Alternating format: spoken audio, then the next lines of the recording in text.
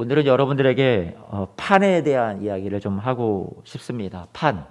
먼저 그림을 한번 봐주시죠. 여러분, 이건 무슨 판입니까?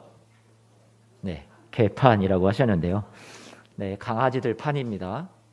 여러분, 개판 5분 전이라는 얘기 들어보셨습니까? 다들 알고 계시죠? 개판 5분 전.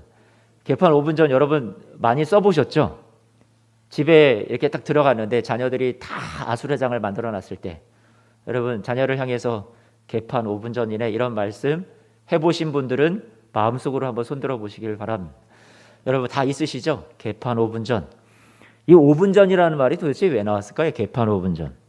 무질서한 상태, 난잡한 상태, 엉망인 상황, 한마디로 아수라장, 그런 거를 가리킬 때 우리가 개판 5분 전이다 이렇게 얘기를 했습니다. 그러면 말할 때 이 개판이라는 건 정말 강아지들 판을 말하는 걸까요? 강아지들이 하도 막 어지럽히고 정신없이 만들어 놓은 그런 판을 개판이라고 하는 걸까요? 두 가지 유래가 있는데 제가 찾아보니까 인터넷 어떤 한 사전에서 이렇게 찾았습니다. 두 가지 유래 중에 첫 번째는 씨름판에서 서로 상대 선수가 같이 누군가 먼저 쓰러지고 그 다음에 다음 선수가 쓰러져야 먼저 쓰러진 선수가 지는 건데 동시에 쓰러지는 거예요. 그러면 이 판에 대해서 서로 자기가 이겼다고 옥신각신하며 서로 막 싸우는 거죠. 아수라장이 되는 겁니다. 그럴 때 심판이 우리 경기를 다시 합시다 해가지고 다시 고친다, 고칠 개자를 써서 개판 5분 전입니다 이렇게 얘기를 한다라는 거죠. 여기에서 개판 5분 전이 나왔다라는 거예요. 그래서 개가 우리 견자가 아니에요. 강아지 개를 써서 개판 5분 전이 아니라 다시 고치는 판의 5분 전입니다라는 그런 신호로 이렇게 심판이 사인을 주었다라는 거죠. 그러니까 경기가 다시 시작되기 바로 이전까지는 어떤 판이에요? 난장판이 되는 거예요. 서로 막 다투고 우리가 이겼다라고 하고 주장하고 난무하는 거죠. 그런데 그것을 다시 판을 새로 깔아서 이제 새롭게 시작이 되었습니다. 고친다라는 거죠. 그래서 개판 5분 전이라는 이야기가 나왔다라는 거예요. 두 번째로는 유래가요. 한국 전쟁 당시에 6.25 당시에 식사를 이제 난민들한테 배급을 하잖아요. 그러면 이때 밥을 나눠줄 때 사람들이 너무나도 굶주려 있어요. 난민들이 줄을 쫙 서 있거든요. 그런데 이때 외친다라는 거예요. 식사를 개판한다라고 할 때 여기서 개판이라는 것은 뚜껑을 연다라는 개자를 써서 10개자를 써가지고요. 솥뚜껑을, 가마솥의 솥뚜껑을 연다라는 거죠. 사진 한 번만 좀 띄워주세요. 그렇죠.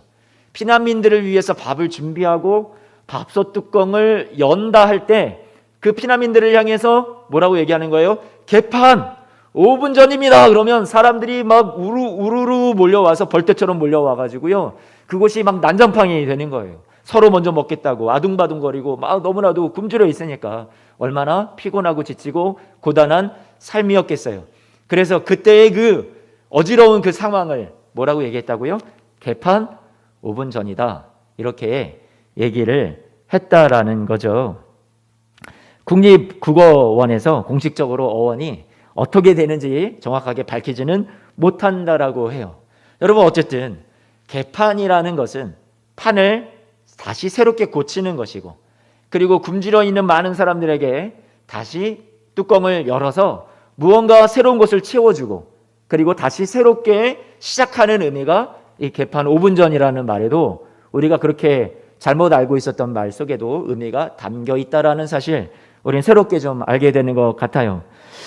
저는 어릴 때 갖고 놀던 자석 칠판이라고 해야 되나요? 칠판이 있었어요. 자석 칠판.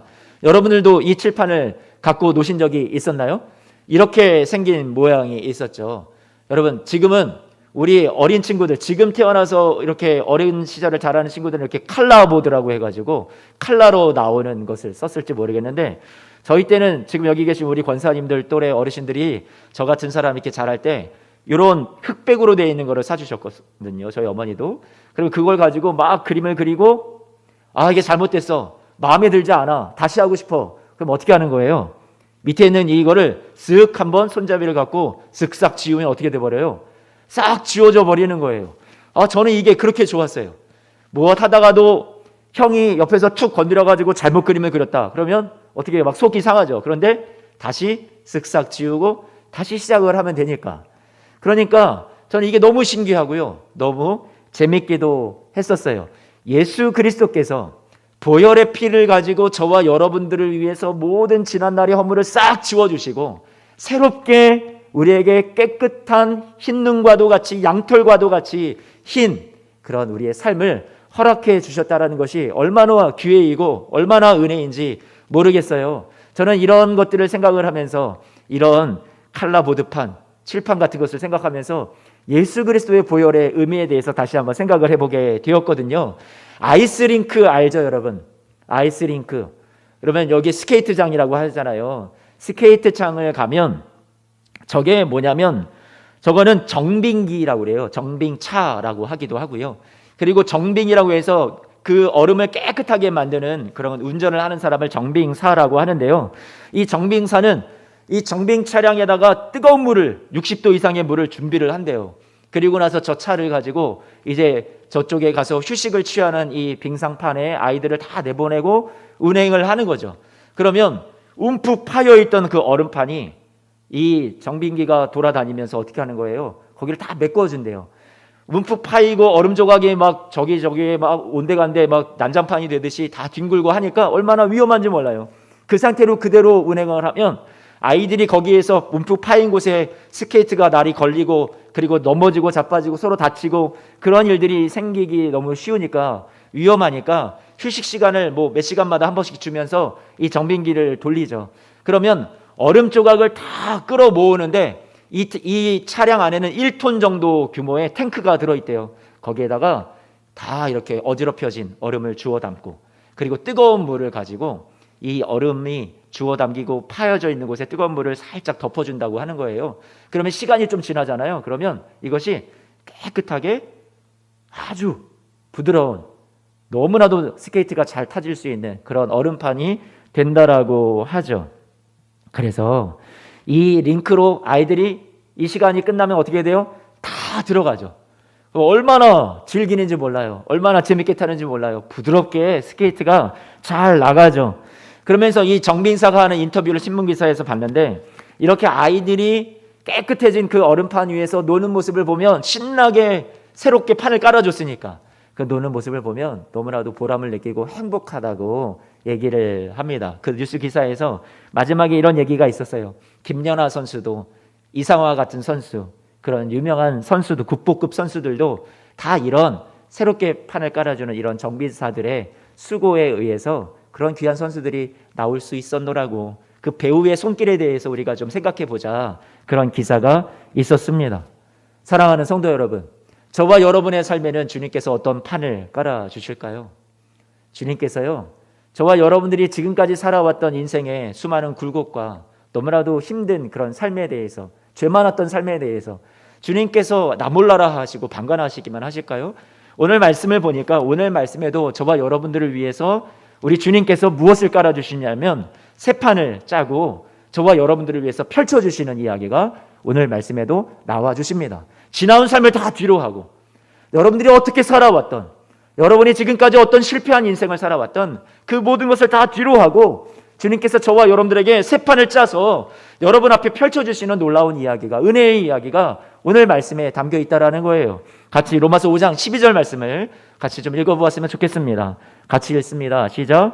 그러므로 한 사람으로 말미암아 죄가 세상에 들어오고 죄로 말미암아 사망이 들어왔나니 죄가 들어오고 사망이 들어온 우리는 그런 좋지 않은 세상, 엉망인 세상, 그 세상 속에 망가진 세상 속에 살아가고 있습니다.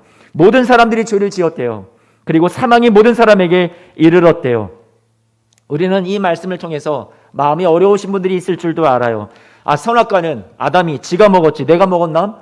왜 하나님은 나한테까지 이 심판과 이 사망이라는 저주를 나한테까지 다 내리고 억울해, 분해, 원통해, 인정할 수 없어. 여러분 혹시 여러분 가운데도 그런 분이 계실까요? 그래서 13절 말씀, 14절 말씀을 계속 한번 읽어보면 죄가 율법 있기 전에도 세상에 있었다. 율법이 없었을 때에는 죄를 죄로 여기지 아니하였다. 그러나 아담으로부터 모세까지 아담의 범죄와 같은 죄를 짓지 아니한 자들까지도 사망이 무엇했다고요? 왕노릇했다라고 말씀하고 있어요.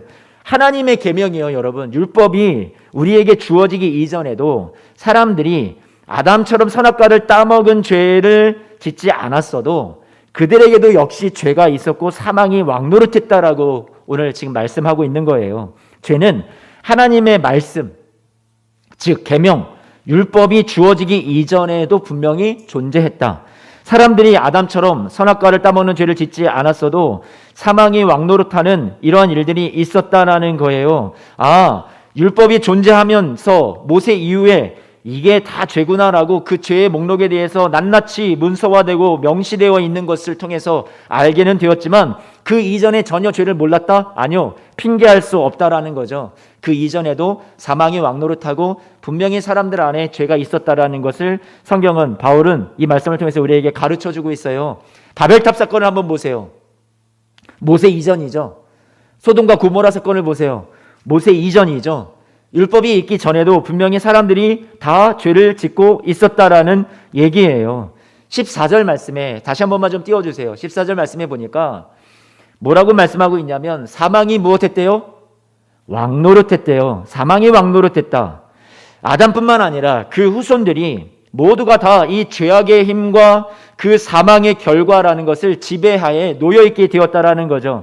그러니까 죄와 사망의 지배하에서 우리가 그것을 이겨내지 못하고 우리가 그것을 극복하지 못하고 그 아래 우리도 영향력 아래 놓여 있으면서 그 지배를, 사망이 왕노릇하는 지배를 우리가 받으면서 여전히 살고 있다.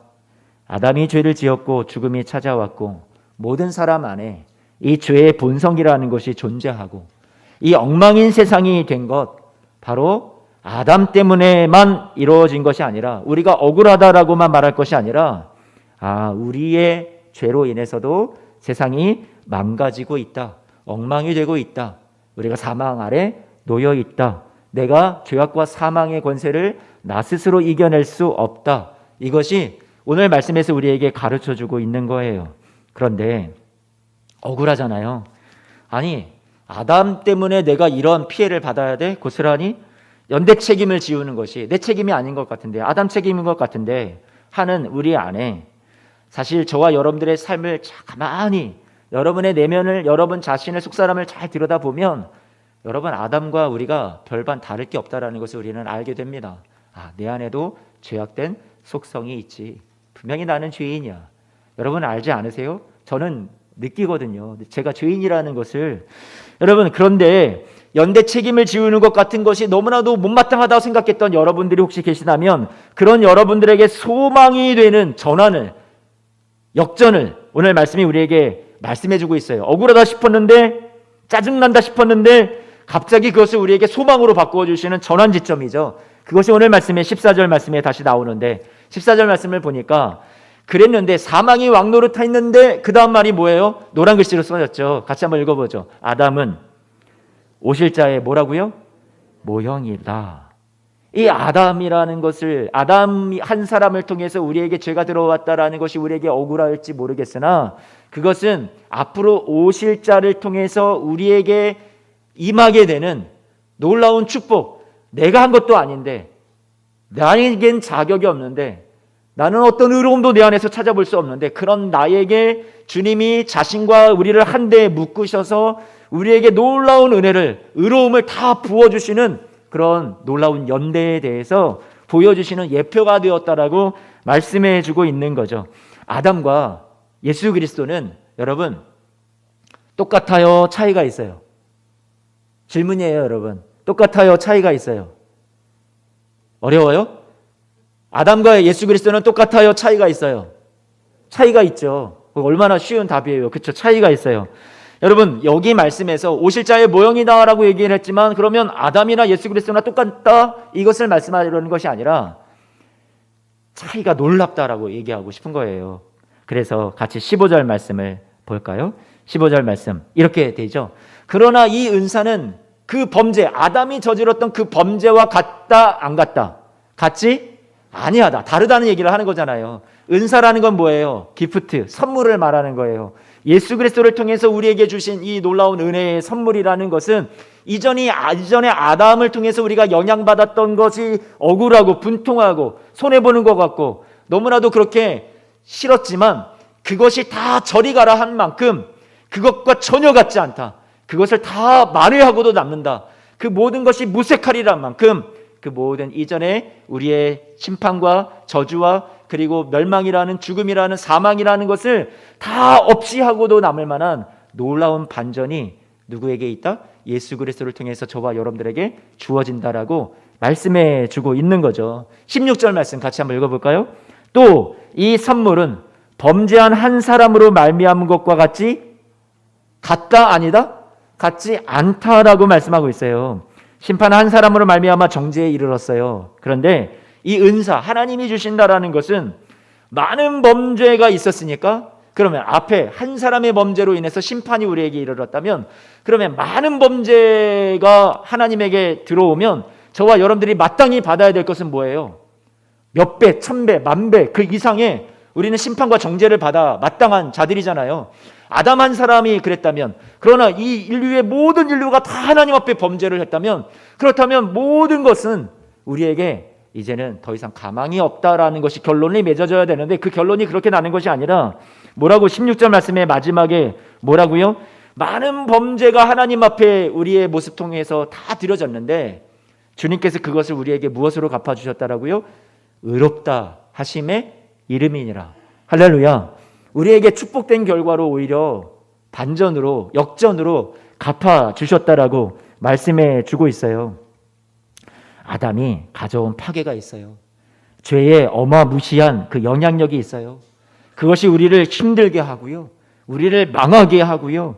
우리로 하여금 인생이 슬프게 만드는 그런 영향력 속에 우리가 살아가고 있어요. 그런데 이보다도 더 큰 은혜, 그리스도를 통해서 가져온 은사, 그 선물이라는 것은 그 영향력과 그 이전에 가졌던 모든 파급력을 다 싹 몰아내고 저와 여러분들에게 새로운 판을 짜주시는 것처럼 놀랍도록 우리에게 은혜의 선물이 된다라는 것을 가르쳐 주고 있죠. 새 출발이다 이 얘기예요. 예수 그리스도를 통해서 저와 여러분들에게 주님께서 너의 인생 멋지게 살아봐. 내가 너에게 새 삶을 허락해 줄게. 이전 것 내가 예수 그리스도의 보혈의 피로 다 지워줄게. 너네 이제 새 출발할 수 있어. 당당하게 살아. 이게 뭐예요? 예수 그리스도를 통해서 저와 여러분들에게 주신 새로운 판이라는 얘기예요. 선악과 이야기를 잠시 좀 했으면 좋겠어요. 억울하잖아요. 아니, 선악과는 지가 따먹었지 우리가 따먹었나? 우리가 그렇게 생각을 하잖아요. 그럼 여러분들 안에는 그 선악과를 따먹은 그 죄의 모습이 우리에게는 없는지 한번 점검해 보아야 되지 않겠어요? 그것이 아담에만 있는 죄인지 우리도 갖고 있는 죄인지 한번 들여다보자고요. 창세기 3장 5절 말씀을 보면 선과 악을 아는 것에 대해서 뱀이 유혹을 하죠. 하와를 유혹하잖아요. 이렇게 유혹했어요. 너희가 그것을 먹는 날에는 너희 눈이 밝아져 하나님과 같이 되어 선악을 알 줄 하나님이 아심이니라.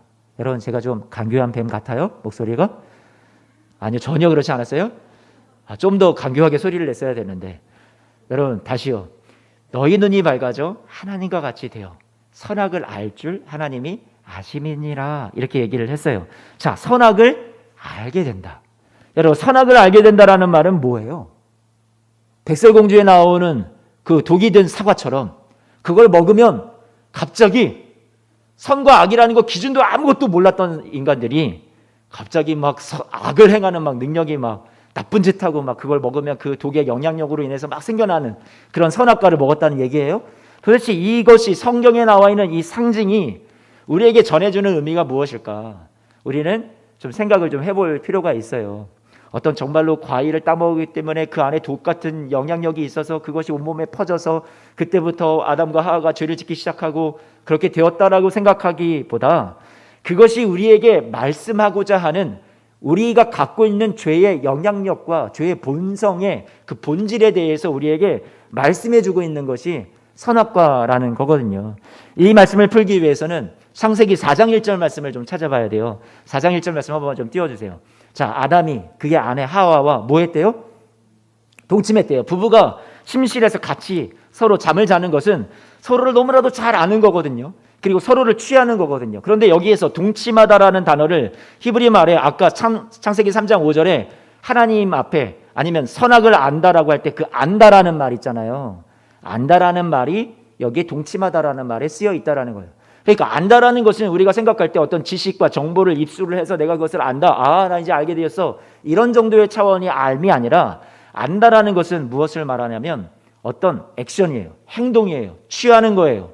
그리고 그 다음에 아모스서 말씀을 좀 살펴보기를 원하는데 아모스서 3장 2절 말씀이거든요.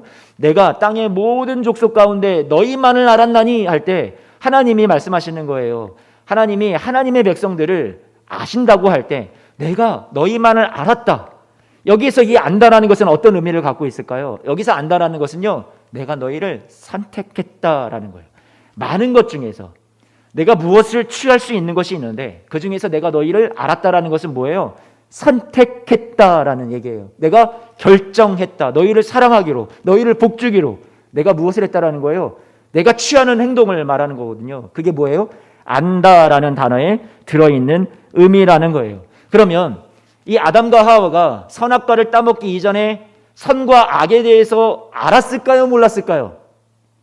정말로 천진난만한 다 태어난 아기처럼 너무나도 순진무구해서 선이 뭐죠? 악이 뭐죠? 몰랐을까요? 아니요. 하나님이 동산 중앙에 있는 그 선악을 알게 하는 나무를 먹지 말아라 했을 때 먹지 않아야 된다라는 것, 그건 나쁜 일이라는 거 알고 있었어요. 먹으면 하나님의 명령을 어긴다라는 거 몰랐을까요? 알았단 말이에요. 선악을 전혀 모르는데 선악과를 먹어서 그때부터 악을 알게 되고 막 저질렀다 이런 의미가 아니라 선과 악을 분명히 알고 그 기준이 어떤 것이 나쁜 것인지를 알고 있었다는 거예요. 어떤 것이 선한 것인지를 알고 있었어요. 그런데 어떻게 되었다라는 거예요. 창세기 3장 22절 말씀을 한 번만 좀 띄워주세요.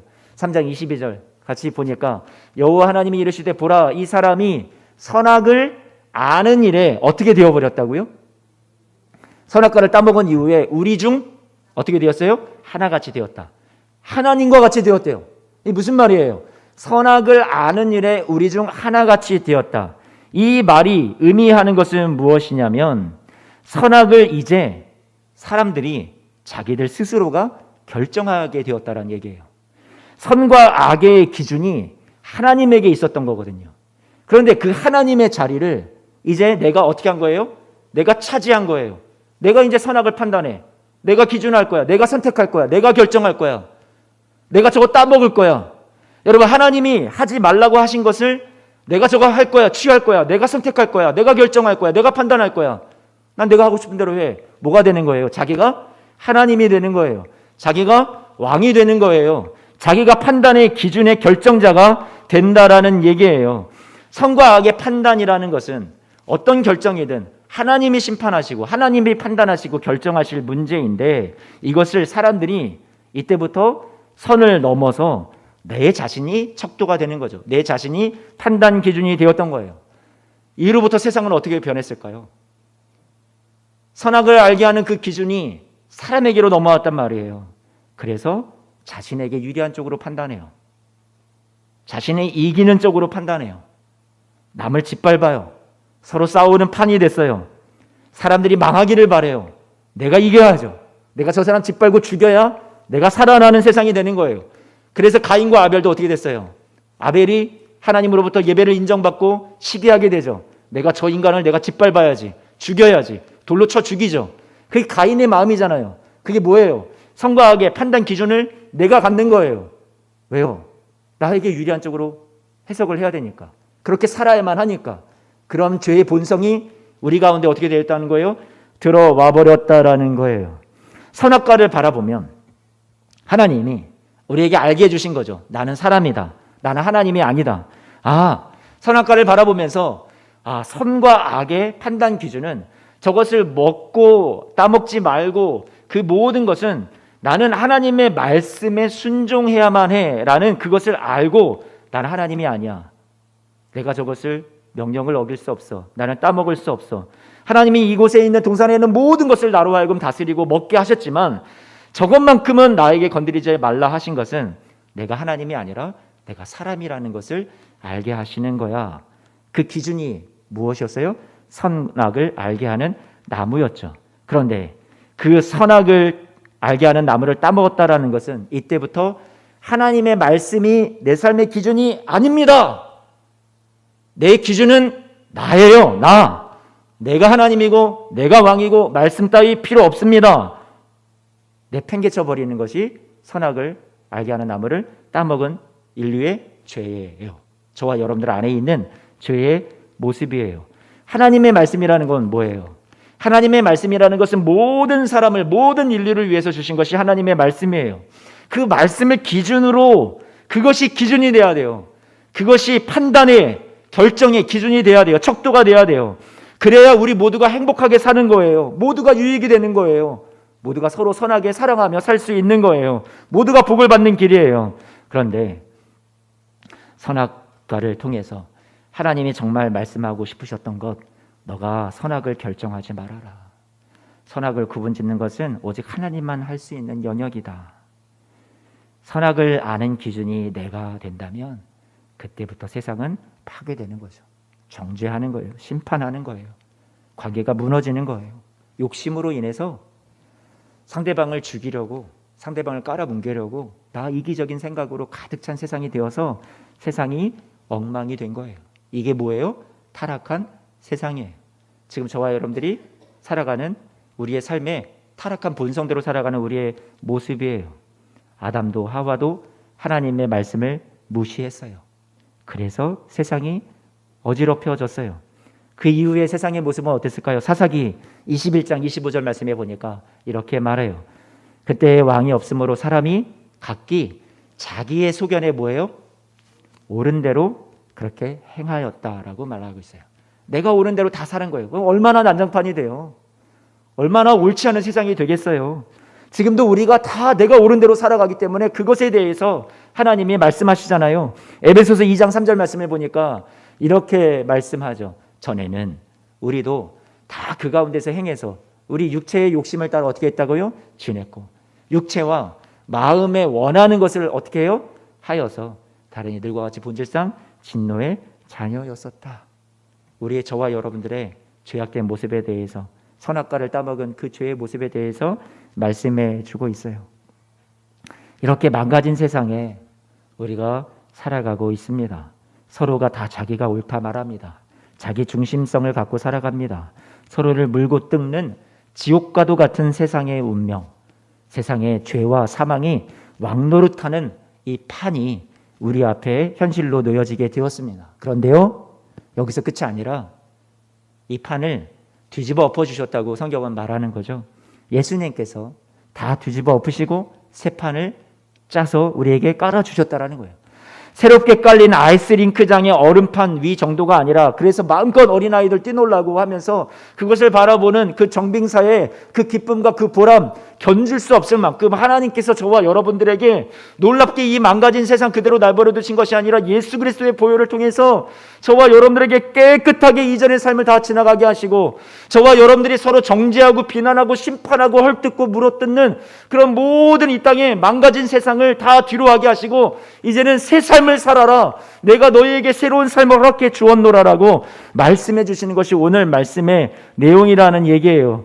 지나온 삶에 저와 여러분들이 부끄러운 삶을 살았을지 몰라요. 수치스럽고 고개를 차마 하나님 앞에 들지 못하는 삶을 살아오신 분들이라 할지라도 오늘 주님께서 말씀하시는 그 새 판에 저와 여러분들을 위해 깔아주시는 그 새로운 인생의 길에 예외가 될 수 있는 사람은 아무도 없어요. 어느 누가 여러분들을 정죄하고 심판하고 비난하고 헐뜯고 여러분들을 깔아뭉개도 여러분의 삶이 실패자로 끝날 인생은 아무도 없어요. 오늘 예수 그리스도께서 저와 여러분들을 위해서 새로운 인생을, 새로운 출발을, 새 판을 깔아주셨으니까요. 용기를 주시는 말씀이에요. 우리에게 자격을 주시는 말씀이에요. 다시 여러분들에게 기회가 없을 것 같은 여러분들에게 다시 기회를 주시는 말씀이에요. 예수 그리스도의 보혈의 능력으로 저와 여러분들을 살리셨고, 흰 눈과도 같이 양털과도 같이 깨끗이 씻어서 새 출발하실 수 있도록 허락해 주셨어요. 그래서 이전 것은 지나갔으니 보라 새 것이 되었도다라고 말씀하고 계세요. 주님께서 저와 여러분들을 용서하시고 격려하시고 지지해 주고 계세요. 응원하고 계세요. 사람들의 정죄와 판단에 주눅들지 마시고요. 내가 너를 정죄하지 않는다. 너를 존귀히 여긴다. 그래서 내 아들 예수 그리스도를 너를 위해서 다 내어 주었다라고 말씀하시잖아요. 당당히 살아봐. 세상의 소리에, 마귀가 주는 소리에, 부정적인 생각에 사로잡히지 마시고요. 그리스도 예수 안에서 이미 우리의 운명을 승리자로 확정지어 주시고 의와 생명이 왕노릇하는 그 세계에 우리를 이미 들어가게 하시고 놀라운 선물을 우리의 새 삶에 허락해 주셔서 주님께서 우리로 하여금 그 주님과 함께 통치하는 하나님의 나라를 이미 들어가게 하셨어요.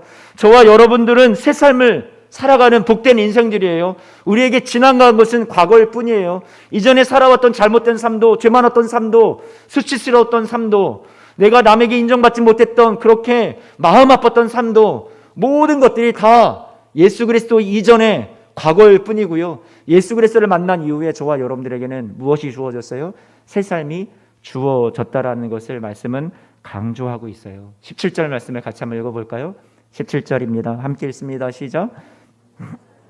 한 사람의 범죄로 말미암아 사망이 그 한 사람을 통하여 왕노릇하였은즉 더욱 은혜와 의의 선물을 넘치게 받는 자들은 한 분 예수 그리스도를 통하여 생명 안에서 여러분 무엇하래요? 여러분 보고 왕노릇하라라고 말씀하고 있어요. 당당하게 살라요. 전에는 사망이 우리의 왕이었다면, 우리는 그 사망의 폭정 아래 놓여 있었던 종이었다면, 이제 그리스도께서 이 사망의 나라를 저와 여러분들에게 생명의 나라로 바꾸어 주셨고, 그리고 우리를 그 사망 아래에 있는 종과 신하의 위치에 놓아 주신 것이 아니라, 이 생명의 나라에서도 우리를 그 신하의 위치에 놓아 두신 것이 아니라 같이 왕노릇하는 그런 높은 존귀한 자로 세워 주셨다라고 말씀하고 있어요. 저와 여러분들이 얼마나 위대한 영광스러운 그런 위치에 신분에 들어갔는지 말씀은 우리에게 가르쳐 주고 있어요. 따라서 하겠습니다. 나는 생명 안에서 왕노릇하는 자다.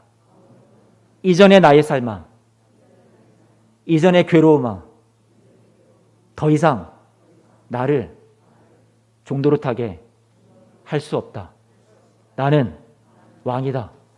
여러분들이 이긴 승리자라고 오늘 말씀 우리에게 가르쳐주고 계세요. 그리스도께서 이루어주신 놀라운 승리의 그 왕자를 저와 여러분들과 함께 공유하고 계시고요. 사망마저도, 그 죄의 비참한 결과인 그 사망마저도, 심판마저도 다 저와 여러분들의 발 아래에 두셨어요. 그리고 저와 여러분들을 마침내 승리자로 세우시고 이 사망은 마침내 멸망할 거예요. 저와 여러분들을 지금 힘들게 만드는 모든 상황도 다 멸망할 거예요. 여러분의 발 아래에 두셨다는 얘기예요. 여러분을 왕으로 세우셨어요.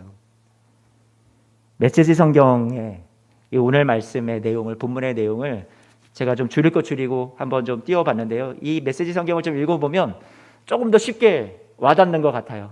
그래서 같이 한번 좀 읽어봤으면 좋겠어요. 같이 12절에서 17절 말씀을 메시지 성경에서는 이렇게 말하고 있는데요. 같이 한번 좀 읽어봤으면 좋겠어요. 제가 중간중간에 좀 길다 싶어서 중략한 것도 있어요. 같이 읽어보죠. 시작.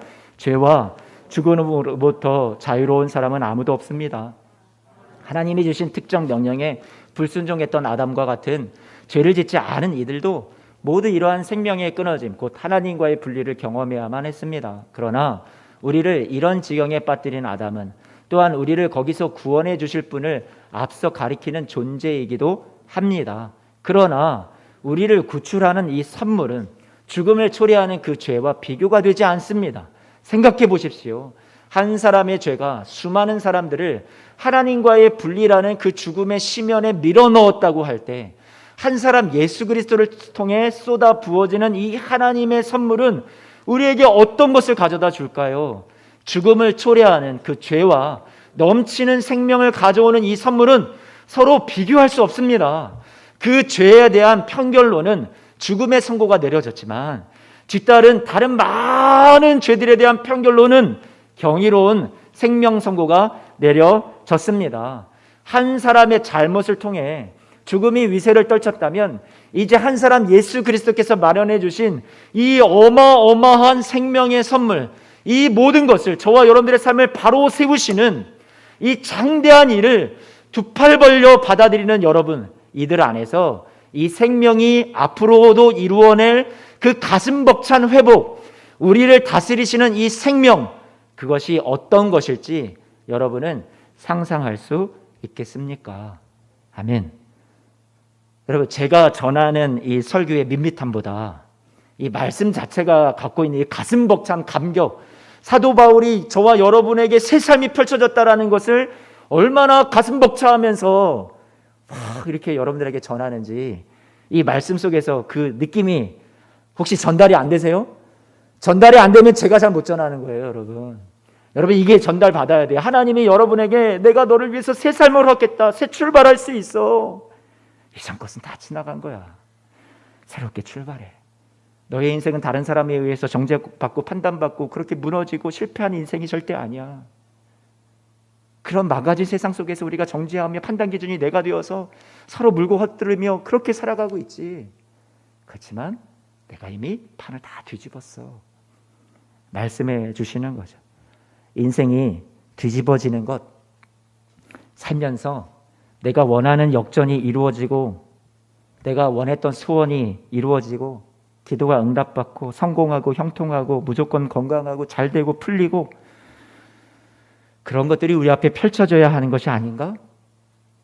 아니요. 오늘 말씀은 그것이 여러분에게 주어진 새 삶이라고 말씀해 주지 않습니다. 이미 우리 삶에는 역전이 임했다라는 거예요. 저와 여러분들이 죄로 인해서 이제 다 죽어 마땅한데 우리에게 은혜의 선물을 다 허락해 주시고 우리를 의롭게 해주셨다는 얘기예요. 이 세상에서 은혜의 선물을, 새 삶을, 새 판을 짜서 우리에게 펼쳐주신 그 하나님의 놀라운 선물을 영광으로 생각하고 누리실 수 있는 우리 성도님들 모두가 되셨으면 좋겠어요. 예수님 안에서의 승리가 우리의 승리라고 말씀해 주죠. 이 세상에서의 승리란 우리의 삶의 이 어려운 현실을 확확 바꿔주고 기도할 때마다 일들이 마구 바뀌어지면서 복이 임해서 우리의 이 아픈 현실이 다 뒤집어지는 그런 승리를 말하는 것이 아니라요. 지금 우리가 이 어려운 현실을 예수 그리스도 붙잡고 그 안에서 찬송하며 예배하며 하루하루를 이어나갈 때 주님께서 저와 여러분들에게 이 세상의 아픔이 아픔으로 끝나지 않을 만큼 고생이 고생으로 생각나지 않을 만큼 더 값지고 귀한 위로를 보상을 저와 여러분들에게 반드시 채워주실 줄로 믿습니다. 그것이 우리에게 약속되어 있죠. 다른 사람들을 이기기 위해서 죽기 살기로 살아가는 세상은 우리의 옛삶이에요. 선과 악에 대해서 내 나름대로 기준을 가지고 내가 옳다고 생각하고 그리고 다른 사람들을 짓밟으면서 살아가는 그 삶을 우리는 더 이상 살아갈 수가 없어요. 이런 생각이 판을 치는 이 세상 속에서 하나님이 저와 여러분들이 상처받고 마음 힘들어서 고달파 살아가는 인생 속에 절대로 너의 인생이 그렇게 끝나지 않는다라고 말씀해 주시면서 새로운 판을 깔아주셨어요. 의와 생명이 왕노릇하는 이 놀라운 새 삶의 주인공이 저와 여러분들이라는 사실을 우리가 다시 한번 이 말씀을 통해서 오늘 우리 생각해 보면서 이 땅에서 천국을 누리며 살아가는 새 판을 당당하게 살아가는 축복된 인생이 되시기를 주님의 이름으로 축복합니다. 우리의 삶에 일어나는 크고 작은 일에 성공과 실패에 연연해서 그것에 의해서 쓰러지고 넘어지고 좌절하지 마시고요. 이런 것에 좌지우지 되지 마시고요. 이 모든 것을 뛰어넘는 새로운 판을 짜주신 하나님의 은혜 안에 승리자로 이미 저와 여러분들은 당당히 들어가 있다라는 것을 왕노릇하는 그런 하나님 앞에 영광스러운 존재라는 것을 우리가 알아.